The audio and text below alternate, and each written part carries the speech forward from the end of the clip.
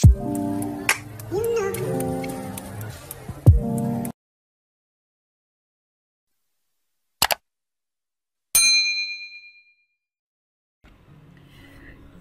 bertemu kembali dengan saya Dr. Vera. Pada video kali ini saya akan memaparkan mengenai pastinya tetap ilmu anatomi. Ya, kali ini adalah anatomi sistem urinarium.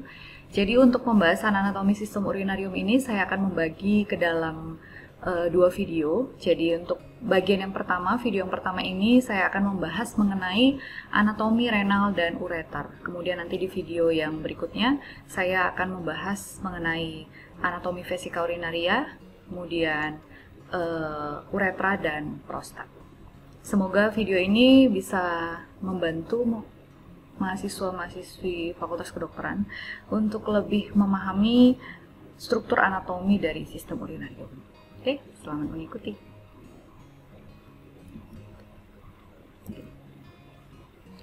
Jadi sistem urinarium itu terdiri dari beberapa organ, yaitu yang pertama adalah sepasang ginjal.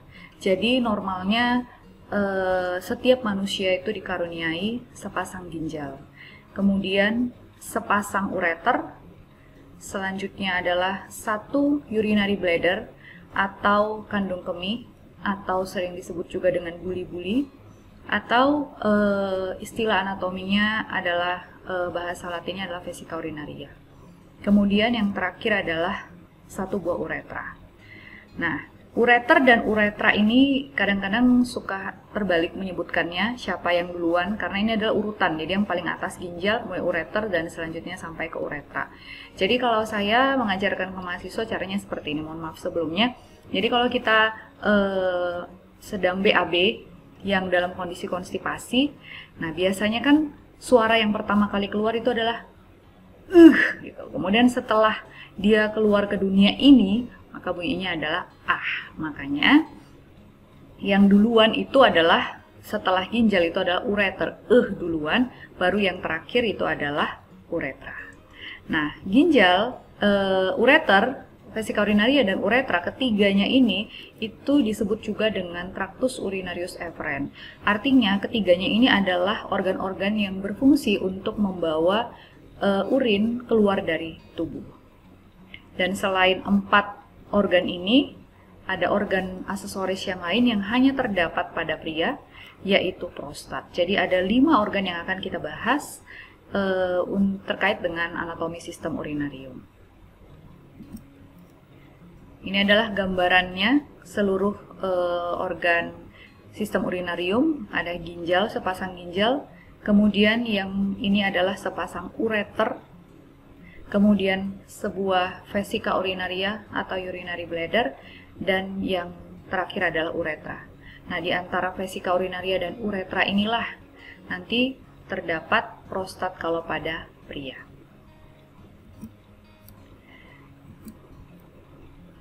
Nah, tadi saya sudah menyebutkan bahwa pada pria ada prostat. Hanya pada pria, pada wanita tidak ada. Berarti ada suatu struktur yang berbeda, struktur anatomi yang berbeda pada sistem urinaria pria dibandingkan dengan wanita. Selain prostat tadi, apa sajakah yang lainnya? Nah, yang disebut dengan prostat itu ini. Prostat itu posisinya itu berada setelah vesika urinaria. Ini dia prostat. Ini perbedaan pertama. Kemudian perbedaan kedua, ini adalah uretra atau saluran kencing. Jadi air seni akan keluar dari vesika urinaria melalui uretra. Nah, pada pria, uretra ini tidak hanya berfungsi sebagai sistem urinari, tapi juga sebagai sistem reproduksi. Jadi, semen dan cairan ejakulat itu akan keluar melalui uretra. Itu perbedaannya. Kemudian perbedaan ketiga, pada pria di permukaannya itu hanya ada 2 lubang. Yang pertama yaitu ini adalah lubang urin dan juga lubang alat reproduksi. Kemudian yang di belakang ini adalah anus. Nah, kita lihat bagaimana dengan wanita. Apa yang berbeda pada struktur sistem urinaria wanita? Nah, pada wanita yang pertama jelas tidak ada prostat. Jadi setelah vesika urinaria adalah langsung uretra. Kemudian pada wanita di permukaannya itu ada 3 lubang. Banyak ya. Jadi yang pertama itu adalah lubang keluarnya air seni itu disebut dengan ostium uretra externum. Kemudian ada lubang vagina dan kemudian ada anus. Jadi berderet-deret dari depan ke belakang. Itu dia perbedaannya antara pria dan wanita. Sekarang mari kita kupas satu persatu. Jadi yang pertama itu adalah renal. Renal itu merupakan organ yang berfungsi untuk menyaring darah hingga menghasilkan urin. Jadi urin yang berwarna kuning ataupun berwarna jernih itu merupakan hasil penyaringan dari darah. Jadi pusat penyaringannya adalah di renal. Di renal itu terdapat berjuta-juta unit fungsional yang berfungsi untuk filtrasi. Mari kita bahas satu persatu. Renal secara anatomi letaknya adalah retroperitoneum, artinya dia di belakang peritoneum. Kita lihat gambar yang ini, yang bentuknya seperti ada lembaran-lembaran ini, itu adalah peritoneum. Nah, ini adalah ginjal. Ginjal ada dua di bagian dinding posterior abdomen dan letaknya retroperitoneum, artinya dia di belakang peritoneum. Kemudian renal dextra itu terletak sedikit lebih inferior dari renal sinistra, atau dengan kata lain renal sinistra itu lebih tinggi letaknya dibandingkan dengan renal dextra. Kenapa? Karena dextra di atasnya itu ada hepar. Hepar merupakan salah satu organ internal terbesar di dalam tubuh manusia, jadi posisi dia itu sedikit menekan posisi dari renal. Nah, kita lihat gambarnya ini, jadi perbedaannya itu hanya sekitar 1,5 sampai 2 cm. Ini dilihat dari sebelah posterior, berarti artinya ini adalah ginjal kiri atau sinistra, renal sinistra, dan ini adalah renal dextra. Dan renal sinistra itu dia start pada, ini ada kosta 11 dan kosta 12. Jadi kosta 11, bagian atasnya itu start renal sinistra, sedangkan renal dextra itu start di bawah dari kosta 11. Kemudian bentuknya kalau kita lihat dia seperti kacang, dengan berat 120 sampai 200 gram. Jadi rata-rata beratnya 150 gram kan. Tetapi ada kondisi-kondisi klinis seperti contohnya adalah kista pada ginjal, itu bisa meningkatkan berat dari ginjal itu bahkan bisa mencapai lebih dari 500 gram. Nah, untuk ukurannya panjang, lebar dan tinggi. Panjangnya kira-kira antara range 10 sampai 12, kemudian lebar 5 sampai 6 cm dan tebalnya 3 sampai 4 cm. Dan keduanya itu terletak di kedua sisi kolumna vertebralis, kira-kira setentang dengan T12 sampai dengan L3. Jadi dia di tengahnya ini, di tengah ini ada berjalan kolumna vertebralis dan di kanan kirinya berjalan renal. Nah, renal itu memiliki, ini serba dua semuanya. Ada facies anterior, facies posterior, ada margo medialis, margo lateralis, polus superior, dan polus inferior. Yang pertama kita bahas facies. Facies itu dalam definisi istilah anatominya, facies itu adalah bagian dari suatu organ yang menghadap ke. Jadi kalau kita sebutkan facies anterior, artinya adalah bagian dari organ tersebut yang menghadap ke sebelah anterior. Jadi ada dua, ini adalah sisi anteriornya, yang belakang adalah sisi posteriornya. Kemudian ada margo, margo medialis dan margo lateralis. Margo itu tepi. Tepinya ini, margo medialis bentuknya itu konkav, margo lateralis bentuknya itu konveks, cembung. Lalu polus, polus itu adalah polus superior, itu adalah kutub superior, dan yang di bawah ini adalah polus inferior. Nah, pertanyaannya, kalau misalnya ginjal ini saya balikkan, ya kan, margo medialisnya itu dari margo medialisnya tetap konkav, margo lateralisnya tetap konveks. Nah, dari mana kita tahu bahwa itu adalah ginjal kanan? Nah, patokannya, tetap belajar anatomi itu adalah patokannya. Patokannya adalah posisinya, posisi-posisi anatomi tertentu pada organ. Jadi yang kalau pada ginjal ini yang kita lihat adalah hilum. Hilum itu merupakan suatu celah tempat masuknya struktur pembuluh darah, kemudian persarafan dan struktur lainnya ke dalam organ. Nah, pada hilum ginjal, posisi yang paling depan itu adalah arteri renalis, kemudian vena renalis, arteri renalis, kemudian ada pelvis renalis. Nah, jadi kalau misalnya seandainya kita balik ginjal ini, Maka yang paling depan adalah pelvis renalis. Jelas salah, itu bukan posisi anatominya, itu bukan patokannya. Jadi patokannya adalah harus tetap paling depan adalah vena renalis, kemudian arteri renalis, lalu pelvis renalis. Jadi kita bisa menentukan mana ginjal sebelah kanan dan mana ginjal sebelah kiri. Nah, selain letaknya berbeda, agak berbeda sedikit, tidak sejajar, ukurannya juga sedikit berbeda. Ginjal sebelah kiri itu dia biasanya lebih besar dan panjang. Nah, untuk batas-batasnya, batas-batas sebelah superior dan sebelah postero inferiornya sama. Tapi batas sebelah depannya itu berbeda. Kenapa? Karena struktur organ digestif atau organ pencernaan yang terdapat di depan ginjal itu kanan dan kiri berbeda. Kan? Mari kita lihat batas-batasnya. Batas superior dua-duanya itu adalah diafragma dan kelenjar suprarenalis atau kelenjar adrenal. Kemudian di bagian anterior, kita lihat anterior ginjal kanan itu ada apa? Berbatasan dengan hepar, kemudian dengan duodenum, dengan flexura colica dextra, dengan kolon. Kemudian batas anterior ginjal sinistra. Itu ada gaster, kemudian ada lien, ada pankreas, ada flexura coli sinistra, kolon descendens, dan yeyunum. Nah, sebelah postero inferiornya, postero inferior, jadi di bagian belakang dari ginjal itu, dia itu ditutupi oleh otot. Dan selain dengan dinding abdomen juga dan juga dengan otot. Ada 3 otot yang menjadi batas sebelah postero inferior, artinya berarti di belakang dan agak ke bawah. Itu mulai dari medial sampai lateral berturut-turut. Ada musculus vas major, kemudian musculus quadratus lumborum, dan musculus transversus abdominis. Ini dia berturut-turut dari sebelah medial ke lateral. Mari kita lihat gambarnya.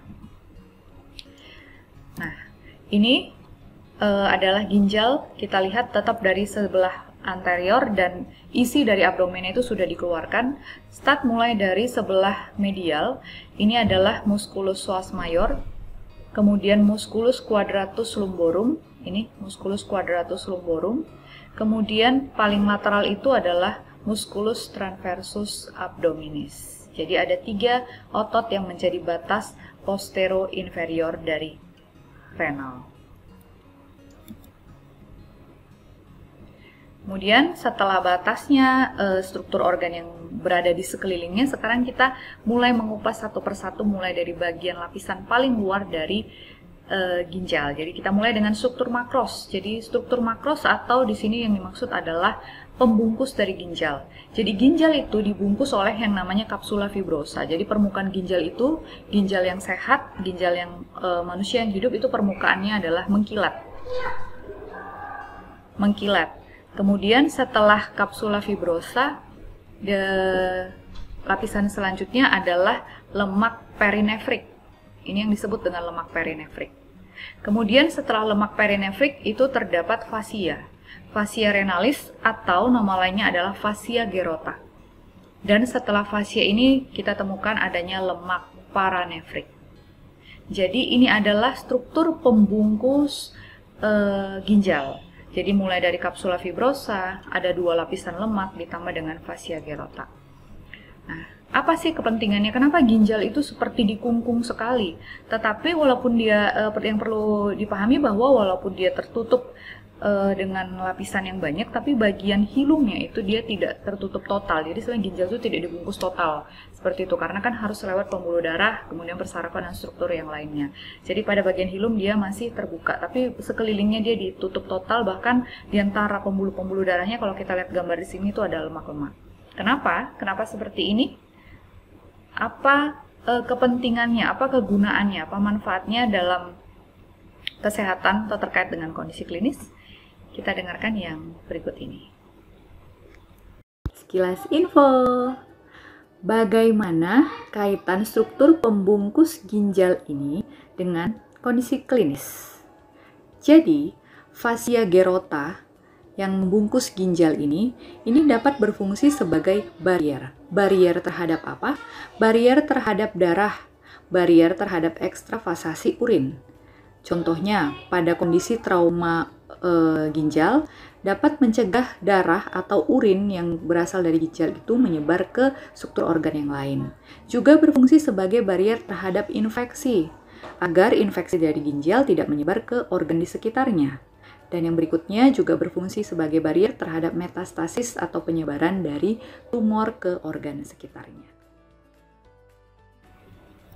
Oke, selanjutnya adalah struktur mikros ginjal. Tadi kita ada membahas mengenai struktur makros, sekarang adalah struktur mikros, artinya yang lebih kecil lagi.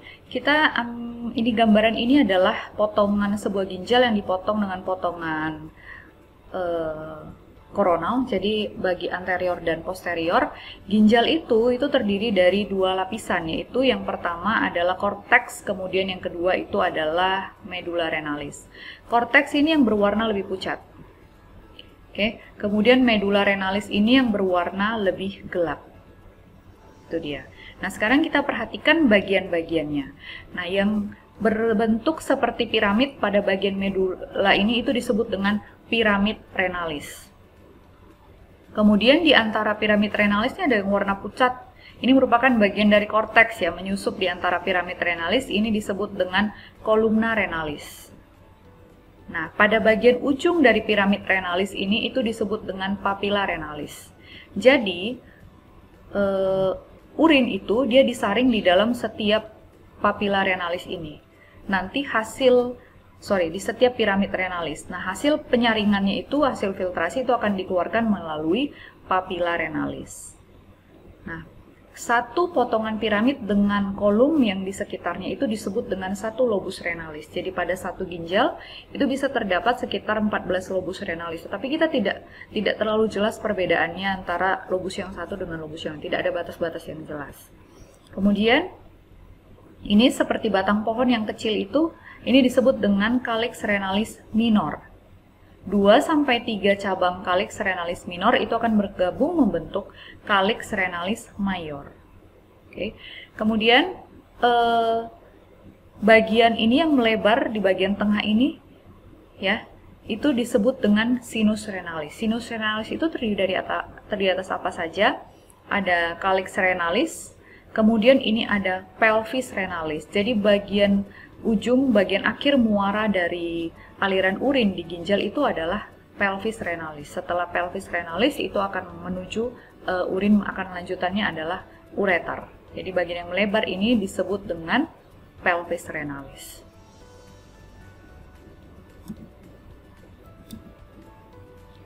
Oke, sekarang kita membahas lebih dalam lagi mengenai lapisan struktur mikros dari ginjal. Yang pertama adalah korteks renalis. Korteks yang berwarna pucat tadi itu tersusun dari berjuta-juta nefron. Nefron itu apa sih? Ini yang disebut dengan nefron. Nefron itu terdiri dari glomerulus, ini yang bulat-bulat ya. Kemudian tubulus proximal pars convoluta, ini yang keriting-keriting yang warna kuning. Kemudian tubulus distal pars convoluta, ini yang berwarna ungu. Kemudian ductus collectivus, ini. Oke, jadi ini yang disebut dengan nefron. Disinilah tempat penyaringan filtrasi dari urin. Filtrasi darah untuk dihasilkan menjadi urin. Nah, nefron ini pada satu lobus itu jumlahnya bisa ratusan ribu sampai juta. Jadi ada banyak nefron-nefron seperti ini terdapat pada bagian korteks renalis per lobus. Ya, bayangkan ada 14 lobus, kalau satu lobusnya ada ratusan ribu, berarti begitu banyak jumlah glomerulus atau jumlah nefron. Oke.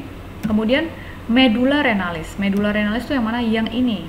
Medula renalis itu dia terdiri dari tubulus-tubulus. Jadi ada tubulus descending, tubulus ascending.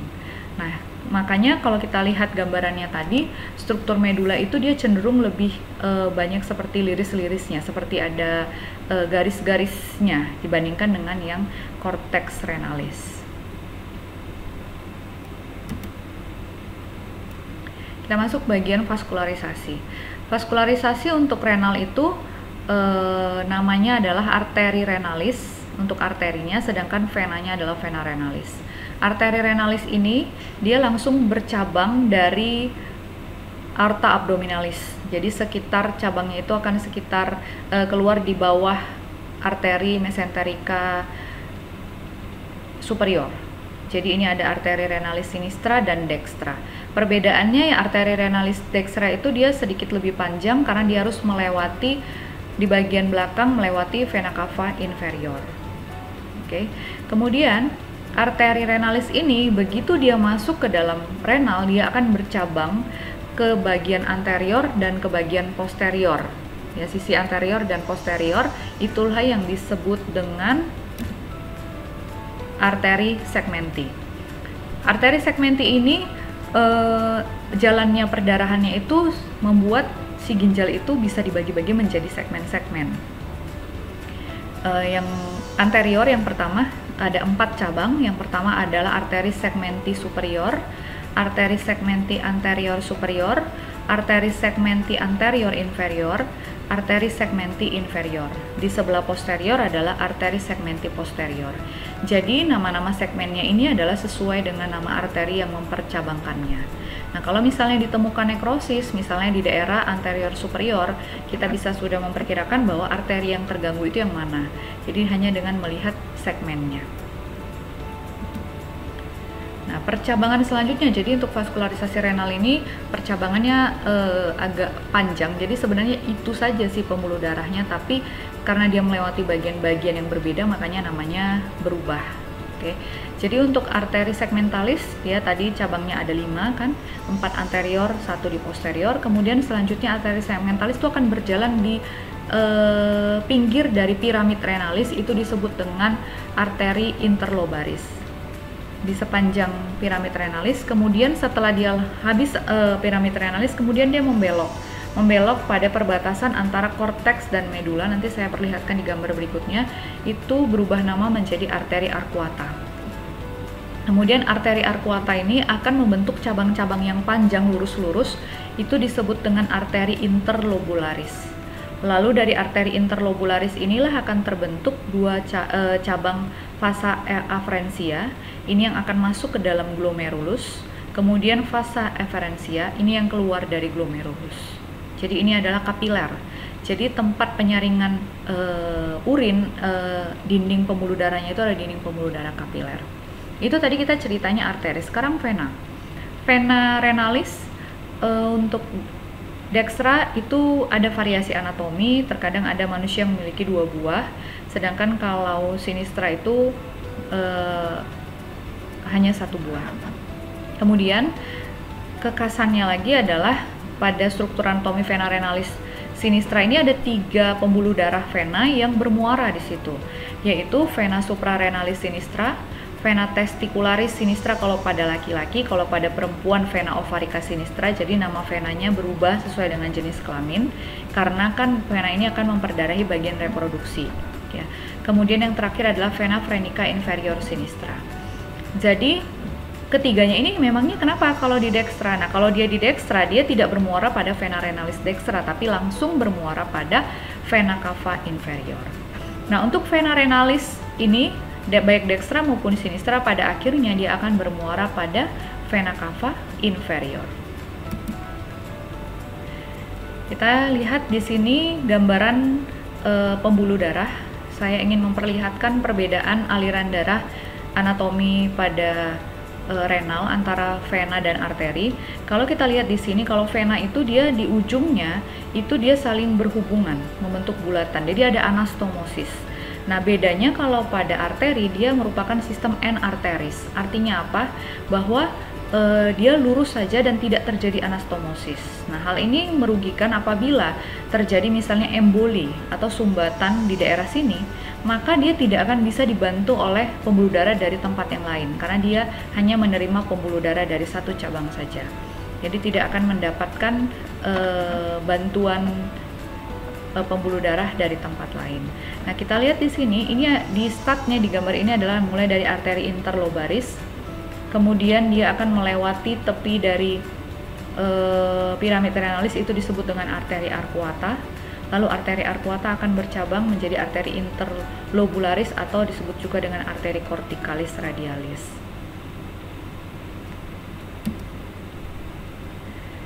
Ini gambar yang lebih kecil lagi dengan menampilkan glomerulus untuk memperlihatkan jalannya kapiler ke dalam glomerulus. Jadi dimulai dari arteri interlobaris, kemudian arteri arcuata, lalu arteri interlobularis, dan masuk ke dalam glomerulus membentuk cabang vasa afferentia. Kemudian nanti darahnya disaring di situ, lalu dialirkan keluar melalui vasa efferentia. Kemudian sisa darah yang tadi yang sudah disaring itu akan berjalan melalui peritubular capillaris dan akan bergabung dengan vasa recta. Jadi vasa recta ini merupakan pembuluh darah vena atau seperti kapiler halusnya yang mengelilingi daerah tubulus-tubulus di daerah medula. Fungsinya untuk apa? Jadi ini sudah disaring tadi di sini darahnya, kemudian dihasilkan urin. Nah, ternyata di sini masih ada metabolit-metabolit atau zat-zat yang dibutuhkan bagi tubuh. Maka fungsi dari vasa recta ini adalah menyerap kembali dan nanti akan dibawa kembali ke jantung. Itu masih dibutuhkan oleh tubuh. Jadi nanti urin yang terbentuk sampai ke ductus collectivus itu adalah urin yang memang mengandung zat-zat sampah yang tidak berguna bagi tubuh. Oke, selanjutnya setelah dari vasa recta kita masuk ke vena sekarang. Vena berarti kita menerangkannya arah kebalikannya ya, berarti dari pembuluh darah paling kecil menuju ke muaranya.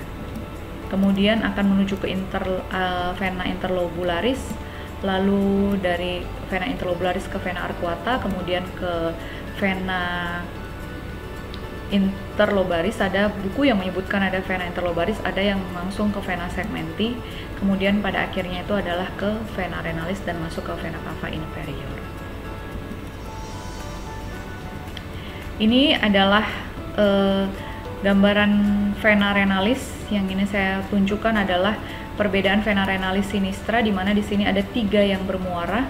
Yang pertama adalah vena phrenica inferior sinistra, kemudian ada vena suprarenalis sinistra, kemudian ada vena testicularis atau vena ovarica sinistra. Itu bermuara di vena renalis sinistra. Tapi kalau pada di sisi dekstra, ketiga pembuluh darah tadi langsung bermuara pada vena cava inferior. Oke, selanjutnya kita lanjutkan ke ureter. Jadi ureter ini merupakan organ berbentuk tabung yang dindingnya tersusun dari otot polos, dan fungsinya adalah untuk mengalirkan mengalirkan urin sampai ke vesika urinaria. Jadi karena dia dindingnya otot polos, dia itu memiliki kemampuan peristaltik, jadi seperti usus. Jadi dia bisa berkontraksi untuk mendorong si urin itu turun ke vesika urinaria. Mari kita lihat, kita kupas tuntas bagian-bagiannya.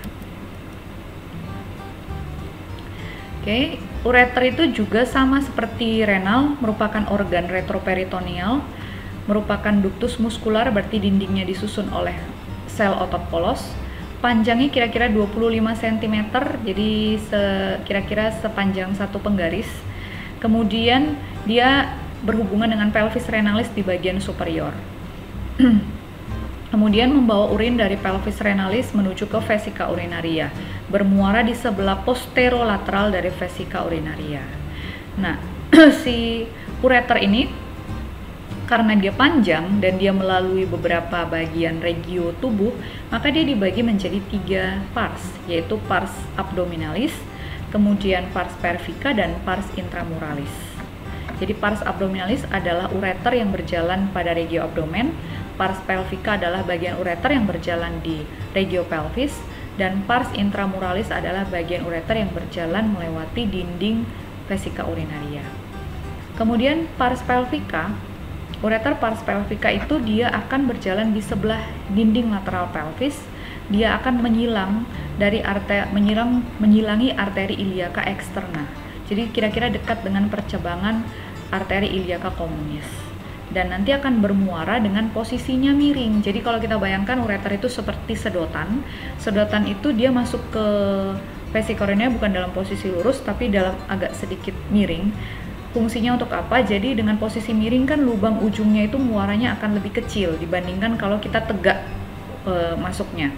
Nah, dengan posisi yang miring itu, lubang yang kecil itu seakan-akan bisa menjadi sphincter, karena tidak ada sphincter the true sphincter tidak ada di vesika urinaria, antara vesika urinaria dan ureter. Jadi posisi itulah yang berfungsi sebagai sphincter untuk mencegah reflux urin ke ureter.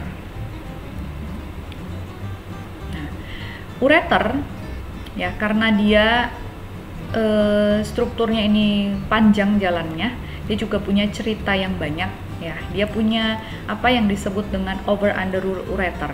Jadi karena dia melalui beberapa struktur yang penting, jadi seperti ada hukumnya untuk si ureter ini.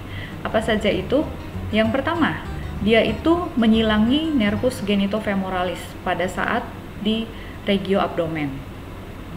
Ini dia, ini nervus genitofemoralis. Jadi ureter berjalan di bawah struktur genitofemoralis. Kemudian pada saat memasuki pintu atas panggul, dia itu berjalan di bawah arteri dan vena ovarika. Kemudian pada saat di dekat dengan uterus pada wanita, dia berjalan di bawah arteri uterina. Oke, ini adalah over under rule ureter. Nah, perbedaannya apa?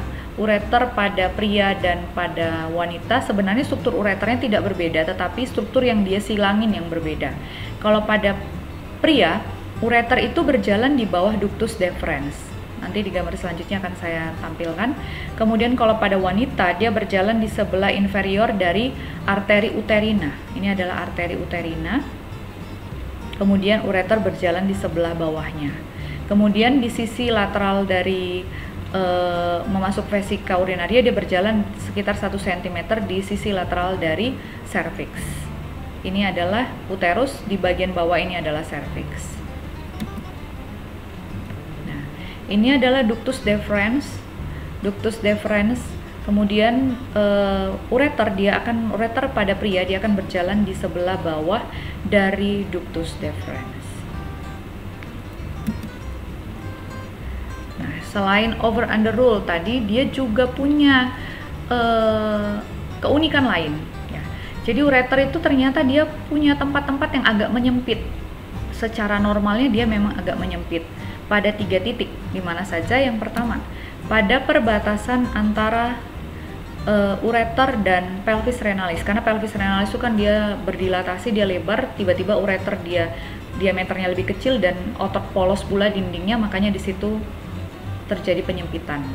Kemudian titik yang kedua itu adalah pada saat melintasi pintu atas panggul, pada saat dia menyilangi arteri iliaka eksterna. Dan yang ketiga itu adalah pada saat masuk ke vesika urinaria.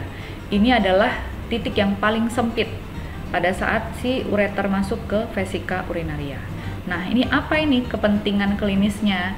Apakah dapat menimbulkan suatu dampak bagi tubuh apabila terjadi sesuatu? Oke, mari kita dengarkan penjelasan berikut ini. Sekilas info. Pertanyaannya, apa yang terjadi bila terdapat batu pada ginjal dan ureter?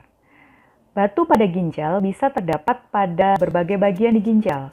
Bisa di calyx renalis, bisa di pelvis renalis. Dan apabila batu menyebabkan obstruksi atau penyumbatan, akibatnya adalah urin yang dihasilkan dari ginjal tidak bisa dialirkan ke ureter dan akan menumpuk di ginjal. Dan hal ini menyebabkan ginjal itu beresiko mengalami infeksi, sehingga bisa berkembang menjadi kondisi yang disebut dengan pyelonefritis.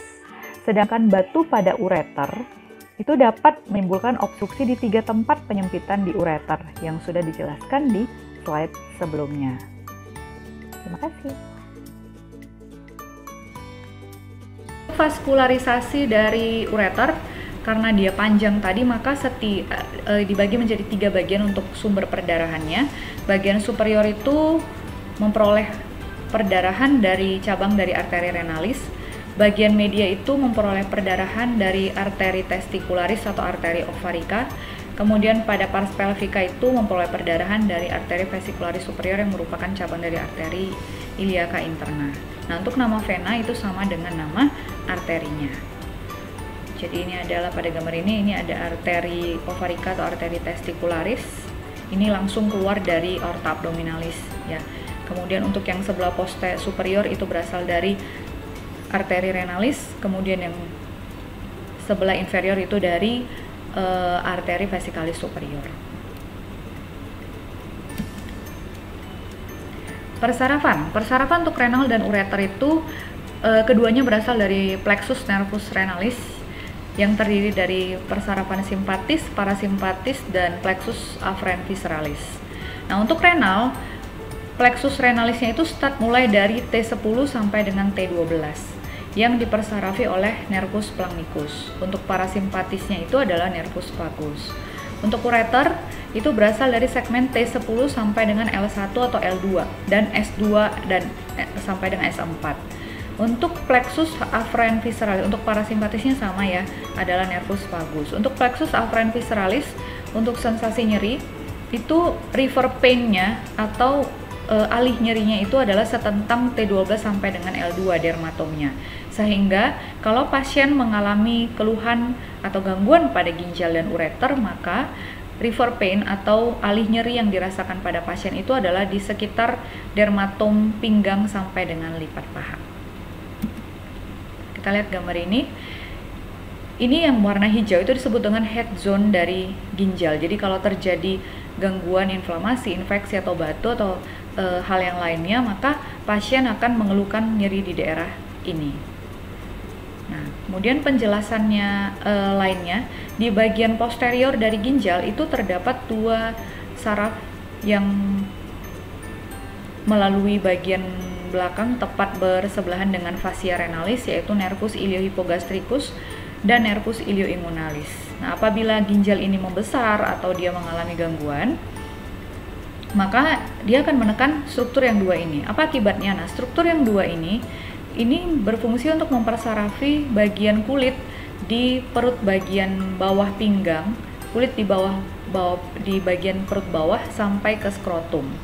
Oleh karena itu, apabila terjadi gangguan pembesaran misalnya pada ginjal, dia akan menekan nervus ini dan pasien mengeluh alih nyerinya itu adalah nyeri di daerah perut bawah, bahkan sampai di daerah genital. Sekilas info. Bagaimana perbedaan gejala apabila terdapat batu pada ginjal dan ureter? Kita sudah membahas di bagian sebelumnya bahwa struktur ginjal itu tersusun dari kapsul yang tertutup. Nah, bisa kita bayangkan apabila terdapat batu di dalam ginjal yang menimbulkan pembengkakan, maka bengkaknya itu akan seperti seakan-akan terisolir saja di ginjal. Karena dia ditutupi oleh kapsula yang tebal, maka edema ataupun pembengkakan di ginjal itu akan mendorong dinding di sekitarnya. Makanya gejala yang muncul itu adalah gejala nyeri yang akut, nyeri yang berat. Sementara kalau di ureter, bila ada batu di ureter, itu nyerinya cenderung nyeri kolik. Kenapa demikian? Karena ureter tersusun dari dinding otot polos yang memiliki gerakan peristaltik. Jadi nyerinya akan muncul setiap terdapat gerakan peristaltik. Oke, ini adalah referensi yang saya gunakan untuk bahan kuliah ini. Oke, sekian pemaparan sistem urinari yang pertama untuk anatomi ginjal dan ureter. Semoga bisa membantu kalian untuk lebih memahami lagi struktur anatomi sistem urinari. Oke, selamat belajar, sampai bertemu lagi dan terima kasih.